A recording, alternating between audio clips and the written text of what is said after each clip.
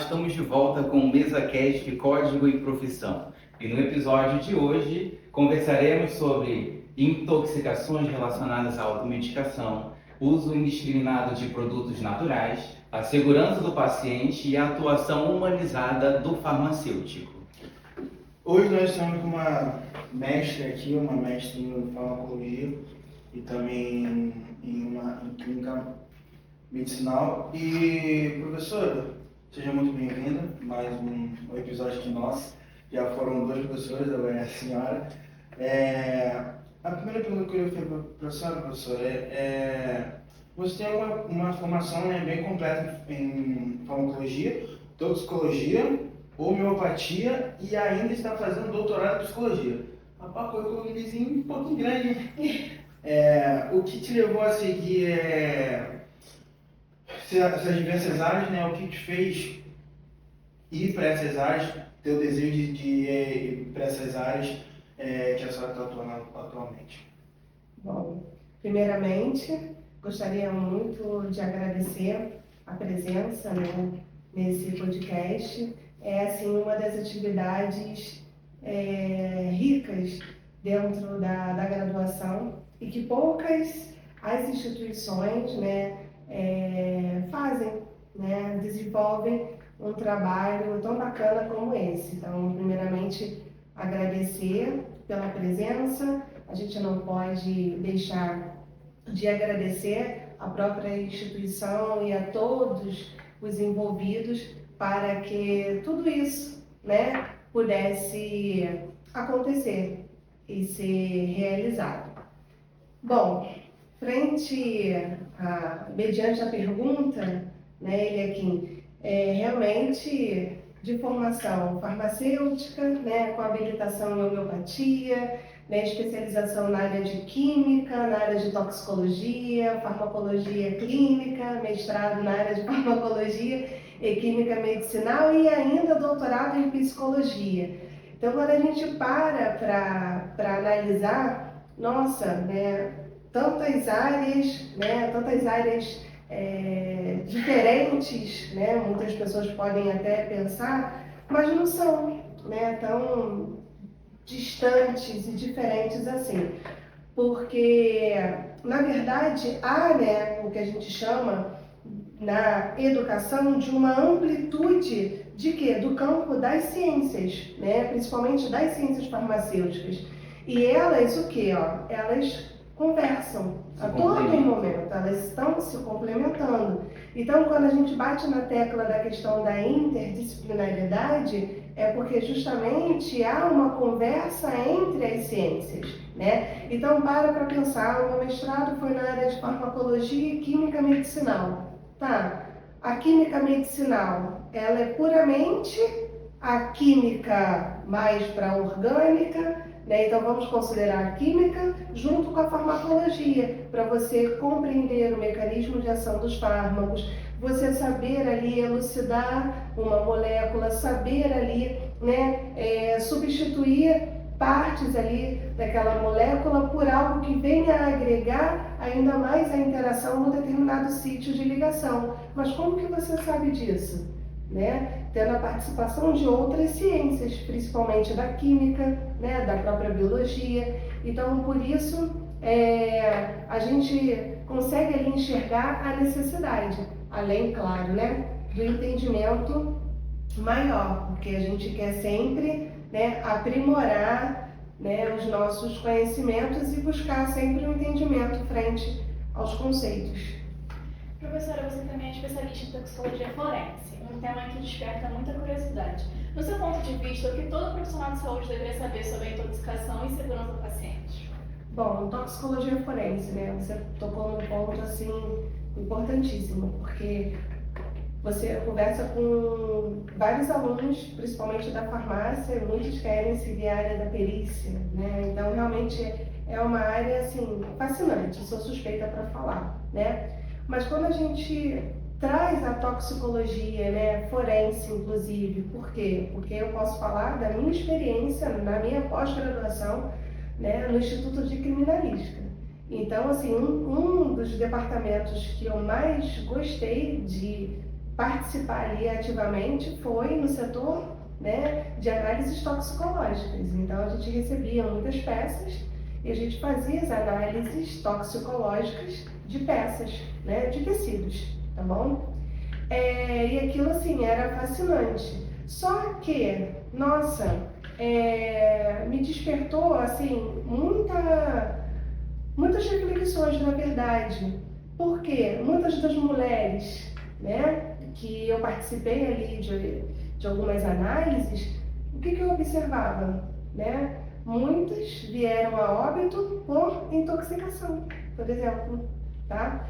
Muitas vieram a óbito por intoxicação medicamentosa, né? Que é o mais grave, principalmente envolvendo alguns ansiolíticos, benzodiazepínicos, né? Então, assim, nossa, e a gente para refletir, né? O porquê disso.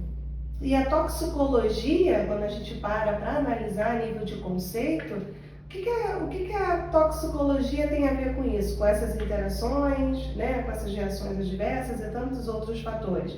Porque a toxicologia é uma ciência que estuda o quê? Os efeitos nocivos, né, de qualquer substância em contato com um organismo vivo, tá? Mas o que de fato vai determinar que aquela substância venha desencadear um efeito nocivo? Adivinhem vocês o que vai ser? N fatores, a dose, né, a frequência de exposição a uma determinada substância, tá? A característica da substância, ou seja, do agente ali tóxico, né? As características do indivíduo. Então nós temos, eu posso aqui, né, ficar horas falando de N características inerentes a uma resposta dessa, tá? Mas o que a gente não pode esquecer é que toda e qualquer substância, ela é sim passível de quê? De gerar um efeito tóxico, uma reação adversa, tá? Medicamento. Medicamento a gente faz uso para quê? Para fins terapêuticos. E aí? Se a gente faz uso do medicamento para fins terapêuticos, a gente pensa o quê? Né? Em algo, né, para proporcionar melhora no quadro clínico. E quando você tem o óbito de um paciente por intermédio de uma dose administrada? Fala aí, como que fica essa situação? Né? Então, a dose, a própria característica, né, medicamento principalmente, né, o índice terapêutico, dependendo da margem de segurança, você pode, né, até errar, né, em algumas situações que você consegue reverter o quadro daquele paciente. E quando o índice terapêutico é baixinho, uma mínima dose, um zero, uma vírgula ali no lugar errado, você leva a óbito aquele paciente, né? Então, eu acho que tudo está relacionado, tá, a essa exposição, essa é a verdade. E outra coisa, né, pessoal, quando a gente conhece o agente, né, capaz de gerar dano para o indivíduo, a gente consegue ali minimizar erros, a gente consegue, né, reduzir ali alguns danos, porque hoje, antigamente antes da década de 50, não existia exames toxicológicos, né? O boom foi o quê? O caso da talidomida, né? Então a gente considera ali a década de 50, tá? Antes disso, medicamentos, alimentos, cosméticos, não existia a obrigatoriedade para testes toxicológicos, carcinogênese, mutagênese, teratogênese. E aí? Tá? Então, hoje, com a obrigatoriedade, tudo que é lançado no mercado tem que ter o quê? Um antídoto. Você conhece. Então, é fácil você, a partir de uma identificação, fica muito mais fácil você poder o quê? Tratar, né? Então, a toxicologia, ela preza muito isso, tá? Principalmente, né, a segurança sempre, né, do paciente, o que está no código de ética. Falando então em código de ética, nós vamos entrar agora no próximo bloco, que é o bloco 2, que é sobre exatamente isso. É uma discussão, a gente vai fazer uma discussão, professora, sobre a questão da ética e os deveres como cenário na prática. Professora, no código de ética em si, a gente sabe que, especialmente nos artigos que tratam, como provavelmente a senhora falou agora demais, que tratam da responsabilidade técnica e do dever de denunciar as irregularidades.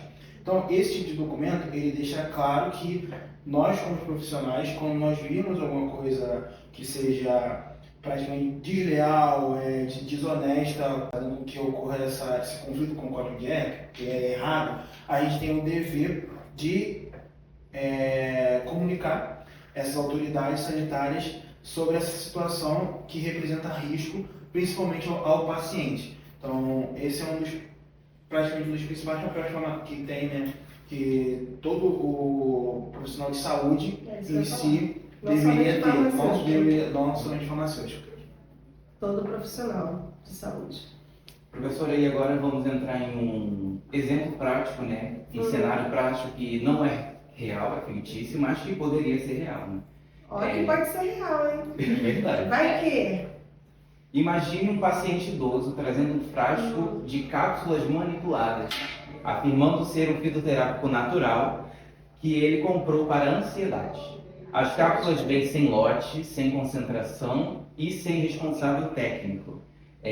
O paciente, né, ele relata tremores, taquicardia, insônia e depois de usar esse produto que, por ser natural, o entendimento popular afirma que ele não faz mal, ele vem e procura ajuda, né? Nessas situações que fica mais evidente o perigo da automedicação e do uso indiscriminado de produtos naturais. Não, é porque realmente a automedicação é algo que eu inclusive bati na tecla essa semana numa palestra que eu dei, numa aula, porque é algo assim, gente, muito perigoso, né? Você tomar posse, né, de um produto que você não sabe a procedência, tá?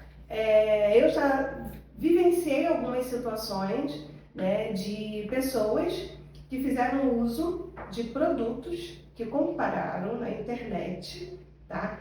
E que não vinha nenhum código, né, de identificação, lote, né, Visa nada que de fato caracterizasse, né, aquele produto, né?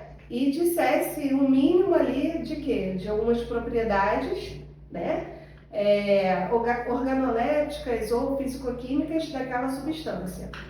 Pois bem, inclusive, né, dois pacientes que eu acompanhava, eu pedi, inclusive, né, o frasco, e na época eu fiz umas análises químicas, né, da parte analítica, para detectar as substâncias, né, presentes naquela formulação, né, porque ele comprou acreditando que tinha ali um princípio ativo. Pasmem vocês, né? Não vou falar que não tinha da substância, né, que ele ali comprou acreditando, tá? A nível de pico, né, numa cromatografia, a concentração mínima, e de impurezas, coisas absurdas, né? Foi um paciente, tá, que demorou para me sinalizar o uso, tá, dessa substância, que ele estava fazendo uso. As pessoas não fazem essa associação, né? Entendeu? Um amigo que indicou e ele estava fazendo uso e detonando o fígado da criatura, né? Então, assim, só vivia no hospital, vários problemas, tá? Problema hepático seríssimo, tá? Desencadeando problema renal. Cara, vou falar, tava todo ruim. E aí, quando eu detectei, levei para ele, né, na época, mostrei, aí que acho que a ficha caiu, mas precisou alguém ali mostrar, não, olha só, o que você está tomando é um monte de impurezas, não tem o que você acredita estar. E todas essas impurezas são o quê? Numa formulação, contaminantes, tá? E esses contaminantes, tá, podem estar favorecendo essas reações que você está apresentando.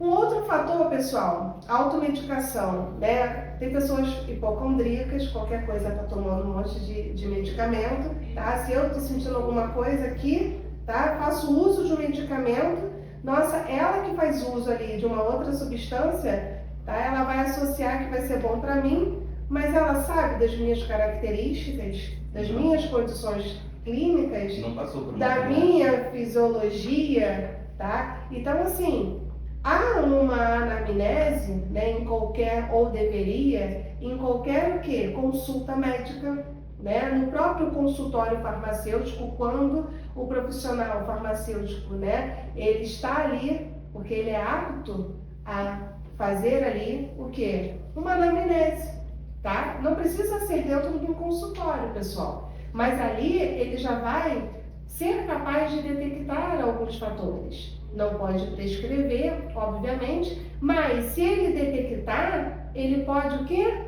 Encaminhar a um profissional especializado, tá?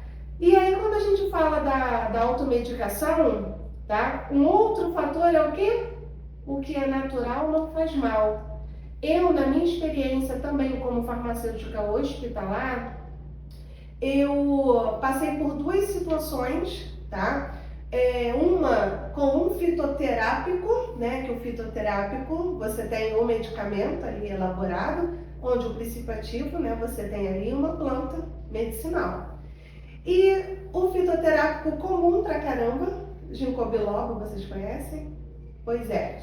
E ginkgo biloba, muitos utilizam para quê? Para a questão de vascularização, né? E muitos, principalmente pessoas mais jovens, fazem uso para quê? Né? Para a questão da memória, para a questão cognitiva, né? Só que há uma dose diária para você tomar ginkgo biloba. É um fito, tá? Que vai com certeza desencadear intoxicações em doses acima do que seria o normal dentro da posologia. E esse jovem, ele fez uso de ginkgo biloba, tá? Estava fazendo, porque por conta de promoções, né, no mercado, está disponível, né, 4 caixas por R$10. Na época foi mais ou menos isso. Ele comprou, sabe, acho que 8, sei lá. Comprou lá 2 lotes da promoção e foi tomando direto, gente. Tipo assim, 4 vezes ao dia. Só que era, né, um paciente que ele fazia uso, sabe de quê? De antidepressivo. E aí, quem faz uso, é só um exemplo, porque tem outras interações, de antidepressivo, poxa, tem que ter muito cuidado ao fazer uso do ginkgo biloba, né? Por quê? Porque é fato, vai dar o quê? Aumento de serotonina, então você tem uma crise serotoninérgica. Então foi um caso, tá, que deu um probleminha na época no hospital. E uma outra situação, não envolve fito, mas envolve uma fruta, que é a toranja, né? A toranja, pela característica de quê? De inibir o metabolismo de algumas CYPs. E dependendo da condição clínica de cada ser humano, tá? Se o indivíduo ele faz uso de medicamento, pessoal, de uso contínuo, ele tem que ter muita atenção ao consumir, tá, determinados alimentos dessas dietas, tá? Sucos verdes, tá? A toranja é um exemplo, porque dependendo da concentração, porque a paciente não tomou um copo, ela estava o quê? Há também semanas consumindo concentrações altas dessa fruta. E aí a alta concentração inibiu pra caramba o medicamento que ela fazia uso para questão cardiovascular. E aí foi uma paciente que teve que colocar até marca-passo por conta disso. E uma paciente jovem. Então tem muitas interações. Ah, mas é fruta. Quem vai acreditar que uma fruta vai fazer mal, tá? As pessoas precisam, né, se conscientizar, os profissionais da área da saúde precisam exercer a educação em saúde, pessoal, tá? Vocês jovens, né, estão, né, iniciando agora, vocês precisam fortalecer essa educação em saúde, tá? tá? Porque alimento tem muita coisa que vai interagir, né? Medicamentos interagem pra caramba, né? Fito, que não deixa de ser, a própria homeopatia, né? Tudo você tem um que ali, princípio ativo, tá? Se tem princípio ativo, vai interagir e o corpo vai sentir essa interação, tá bom? Então, a gente precisa ter muito cuidado quando a gente fala de automedicação e, né, porque é natural não faz mal. Faz sim, pessoal. Essa é a prevenção, né, que a gente tem que atuar como farmacêuticos. Sim, com certeza. Né? A educação em saúde é tudo. Como eu falei, tem que ter, prezar, na verdade, né, como ele aqui começou a falar, sobre a segurança do paciente. Isso está lá no nosso código de ética. A gente não pode esquecer disso, pessoal. Antes de a gente começar, até que a senhora falou esse negócio sobre a questão de prezar sobre o paciente. Sim. Questão sobre a ética em si. A senhora já teve algum tipo de, vamos dizer, confronto, vamos dizer assim, entre profissionais da área da saúde que a senhora como farmacêutica teve que, como querendo ou não, um farmacêutico que tem uma maior compreensão em si do fármaco, do que o fármaco vai fazer no corpo e tudo mais, a gente aprende muito isso. Algum embate, tipo assim, o médico, o nutricionista passou algum remédio, passou alguma coisa que a senhora, como farmacêutica, acredita que a senhora assim, acho que todos os farmacêuticos em si já passaram por uma farmácia comunitária, viu e falou, pô, peraí, esse remédio talvez não faça tão bem para a senhora. A senhora teve de algum embate do tipo com um outro profissional da saúde sobre a questão de segurança em si do paciente? Em farmácia comercial, eu trabalhei 25 anos. Eu trabalhei muitos anos em farmácia comercial. Claro que eu me deparei com muitas situações, mas quem me conhece, né, quem assim, participou da minha história também na farmácia comercial, sabe que eu, enquanto profissional, eu era chata. Então, assim, eu realmente não liberava, né, uma determinada prescrição, principalmente, né, portaria 344, então medicamentos ali controlados. Quando eu detectava, né, alguma falha, eu, Renata, fazia contato com o prescritor, tá? Explicava pro cliente, né, na farmácia ali, para a pessoa que estava comprando, o que não estava de acordo, e quando eu conseguia, na mesma hora entrava em contato, ou, né, a pessoa depois retornava. Mas de todas as situações eu sempre ligava em contato, ligava e conseguia resolver dessa situação. Em hospital, né, era um pouco mais fácil porque eu sempre trabalhei na farmácia clínica e toda e qualquer prescrição era liberada por nós, né? Então eu tinha acesso, né, a todos os prontuários ali, então eu tinha uma responsabilidade de liberar aquelas prescrições. Claro que quando eu já bati o olho, né, e notava algo em desacordo, eu não liberava e também ligava para o setor, né, conversava com o médico prescritor, que era o médico que prescrevia, e lá ele acatava sempre e, né, e redigia novamente e ficava tudo bem. Desses anos todos eu só tive uma situação com um dos profissionais, médicos inclusive, por conta de uma interação. Na verdade eram duas interações significativas com uma das pacientes internadas, que estava internada no CTI, e a gente tendo ali, né, verificando a evolução do paciente, exames, né, todos os profissionais, eu tinha acesso a todos eles, né, eu sinalizava nos rounds, em conversa com a equipe, para fazer algumas substituições.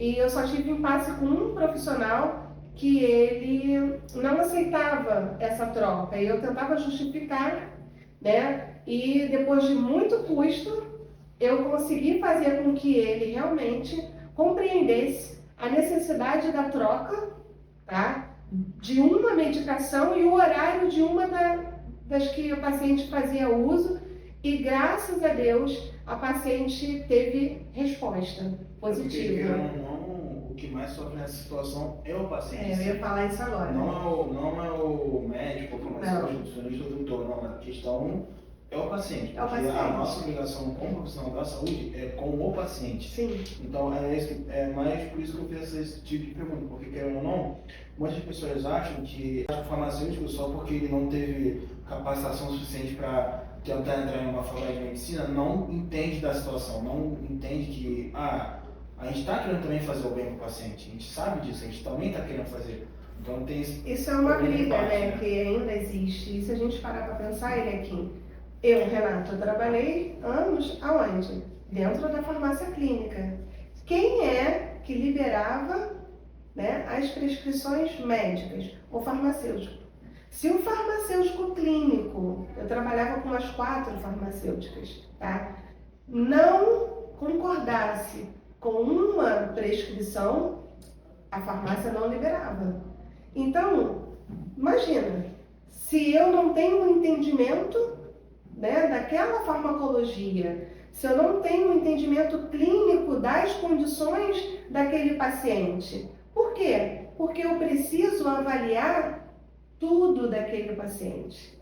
Então, nós somos muito capacitados, né? E essa é uma briga que ainda tem, né? Com os profissionais, né?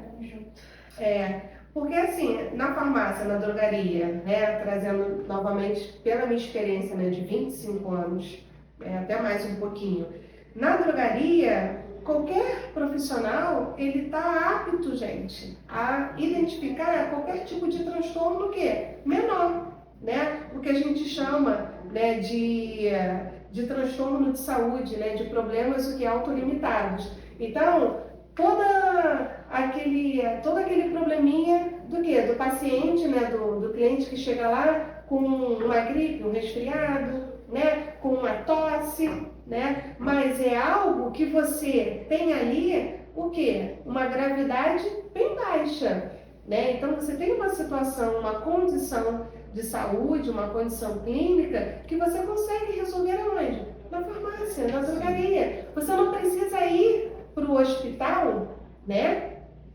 O hospital que já está lotado, né? Por conta de um resfriado, de uma alergia, né? De às vezes picada de inseto, algo assim, mais brando, né? Então você consegue resolver, mas quem que vai resolver? Quem está lá na porta de entrada? É o farmacêutico, né? Então por isso, da orientação, sabe? Da questão da identificação, né? Então você, enquanto profissional da área da saúde, você está apto, tá? Você está apto. E lá no balcão, vocês, tá? Todo mundo que se forma tem que passar por uma drogaria. É um grande aprendizado, tá? Eu sei que é uma loucura, uma correria, mas a gente aprende muito, pessoal. Entendeu? Você não só dispensa medicamento. Ali você interage olho a olho com o paciente, tá? Com o cliente, né? Porque muitos, né, enviam outra pessoa para poder comprar e ali naquela troca você já orienta, tá? Quando você pega uma receita de um antibiótico, tá lá com o nome de mulher, e aí, né? Você não vai orientar para possíveis cuidados frente ao uso, né, daquele esquema ali terapêutico? Por quê? Por de repente minimizar a segurança daquela paciente, tá? Então, assim, dela ter que ter ali cuidados, tá? Ao ter ali relações, né, com o parceiro dela, porque o risco de engravidar pode acontecer, porque dependendo da classe do antibiótico, você pode sim cortar o que eles chamam o efeito, né, do medicamento que ela faz uso, que é um anticoncepcional. Então são informações mínimas, basilares, e como é uma drogaria ainda de bairro, que você conhece, aí mesmo, né, que pode ter certeza que aquele, né, cliente ele vai até o farmacêutico, por quê? Porque gera uma confiança, um elo assim muito forte, sabe? Tá bom? Então, isso é extremamente importante dentro da área de saúde. Professora, você está fazendo doutorado em psicologia, que não é muito comum entre os farmacêuticos. O que te motivou a juntar essas duas áreas? Então, como eu disse no início, as ciências elas conversam entre si, né? Eu amo, né, a psicofarmacologia, né? Então, procurar compreender, né, o uso de substâncias psicoativas, tanto substâncias lícitas quanto substâncias ilícitas, né? Isso fez despertar, né, para o campo da psicologia, né? Porque eu já tinha vivenciado algumas coisas na especialização em Química e Toxicologia Forense, né? Porém, com a farmacologia, faltava ainda um entendimento maior, sabe? Da gente realmente aprimorar os nossos conhecimentos frente ao entendimento do comportamento humano frente ao uso destas substâncias, sendo lícitas ou ilícitas, entendeu? É uma das mais difíceis, né, de ser tratado. Nossa. É uma questão de depressão, né? É um dos mais difíceis de ser tratado porque a senhora mesmo explicou na nossa aula que a linha entre o tratamento e o outro é muito, ou trata ou, né, não tem tanto efeito. Então, é uma área bem difícil, bem de uma dificuldade muito maior, eu acho que no meu entendimento, de se tratar, de tratamento. Sim, muito mais complexo, né? E aí eu entrei na psicologia justamente para buscar esse entendimento ao uso das substâncias psicoativas. E a senhora acha que isso pode contribuir para a atuação mais humana da farmácia? Sim, com certeza, né? Por quê? Porque além, né, desse entendimento, né, a nível comportamental, tem toda essa questão da assistência e do cuidado. Então a gente, né, passando por algumas matérias dentro da psicologia, a gente se torna mais o quê? Né? Mais humano, né? A gente tem um olhar totalmente diferenciado, né, para o próximo, né? E isso, né, transforma, sabe, aquele manejo ali, né, do cuidado clínico totalmente. Então, para mim, assim, foi um ganho muito bom. Professora, sabemos que a formação farmacêutica está modificada, nos anos está sendo modificada um pouquinho, aparece uma matéria nova ou um conceito novo no caso, né? Para a senhora, o que ainda falta, o que ainda precisa ser incluído na questão do, como pode dizer, para melhorar o profissional, com algum saber específico ou alguma coisa, isso vai ajudar muito os profissionais no futuro? O que eu consigo enxergar ainda é muito essa questão da prática, né, principalmente, né, da questão clínica, né, e é o que a gente vem lutando enquanto profissional hoje, né, mas eu vejo, né, que na nossa formação, né, ainda precisa crescer, né, amadurecer mais, sabe? A parte clínica é muito importante, né, apesar de complexa, mas você realmente ter esse entendimento, ir a campo, né, então você tem que ter a prática disso, porque você precisa vivenciar, né? Nós que somos formados, quando a gente está lá na prática, nossa, tá, de que serviu, né, todos aqueles ensinamentos, tudo que está lá no livro, né, no nosso caderninho, do que a professora fala, é tudo lindo e maravilhoso. Só que muita coisa, na prática, mediante as características do seu paciente, das condições clínicas de cada um, por quê? Porque é algo individual, pessoal, entendeu? Você, com o seu conhecimento, com as suas raízes, com a sua base, você vai conseguir pensar, entendeu? Colocar em prática Mesmo que você utilize o tal off-label, né? Então, eu vou utilizar esse medicamento aqui, né, que não era para isso, né, mas eu vou fazer uso desta maneira e vou ver o que vai dar. Muitos profissionais fazem, né? Utilizam dessa forma. E é isso, sabe? Então, assim, muita coisa a gente realmente vai descobrindo com a prática. Mas eu vejo que ainda falta, né? A gente tem que crescer muito nisso. A própria educação, né? As diferenças que existem hoje, pessoal, na área da educação, a nível de carga horária, né? Querendo ou não, é surreal a diferença de algo presencial, né, para algo EAD, por exemplo, né? Diferenças entre as próprias instituições. Então, isso ainda pesa, tá? Mas quando, né, o discente, ele não vai lá, começa a fazer cursos, começa a se especializar, né? Isso agrega a nível, né, de experiência para ele. Então, isso é muito importante. Professora, qual conselho a senhora gostaria de dar para os futuros farmacêuticos que gostaria de ter ouvido nessa caminhada? Ai, gente, olha, eu vou falar também um pouquinho, trazendo para mim, que vocês, cada um de vocês, não percam, mas de maneira alguma, as oportunidades que a vida, ó, de repente, né, vem aí a ofertar para cada um de vocês. Eu não tive grandes oportunidades na minha vida, e que vocês também nunca parem de estudar. Por que eu falo isso? Porque eu sempre amei estudar, não tive a oportunidade por um problema particular, né, na minha família, e que na época, né, a minha mãe não podia ficar sem o meu dinheiro. Então eu terminei o meu segundo grau, eu já trabalhava.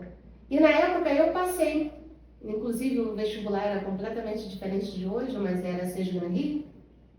E eu tenho essa lembrança, né, de eu comprando jornal, dia de domingo, ai, poxa, fui classificada, né? Eu lembro, FRJ, farmácia, inclusive. E minha mãe, não, filha, mas você não vai.